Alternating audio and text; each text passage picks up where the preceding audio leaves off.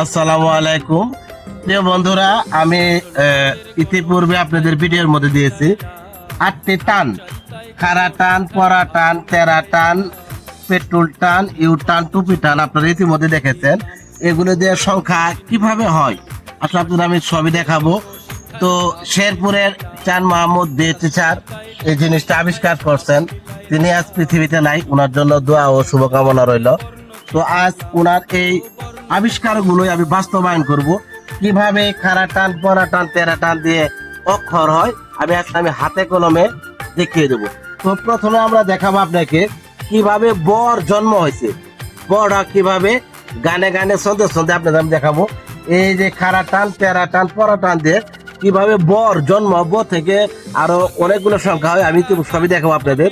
তো আজ আমি দেখাইতেছি কিভাবে ব লিখতে হয়। আগে একটি খাড়া টান, বামে দুটি তেরা টান। আগে একটি খাড়া টান, বামে দুটি তেরা টান। তিনটি টানের 6টি মাথা জোড়ায় জোড়ায় মেলে। তিনটি টানের 6টি মাথা জোড়ায় জোড়ায় মেলে। উপর একটা পর টান দিলে তখন তারে ব বলে। উপর একটি পর টান দিলে তখন তারে ব বলে।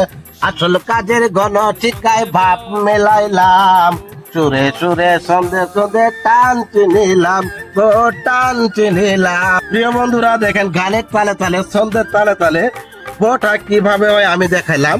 আসলে ছোট বাচ্চাদের সুজাভাবে লেখাপড়া শেখানোর জন্য এবং কি যারা নিরক্ষর আছে তাদেরকে যদি এইভাবে ছন্দের মাধ্যমে যদি শেখানো হয় তারা কিন্তু খুব সুন্দরভাবে শিখতে পারে।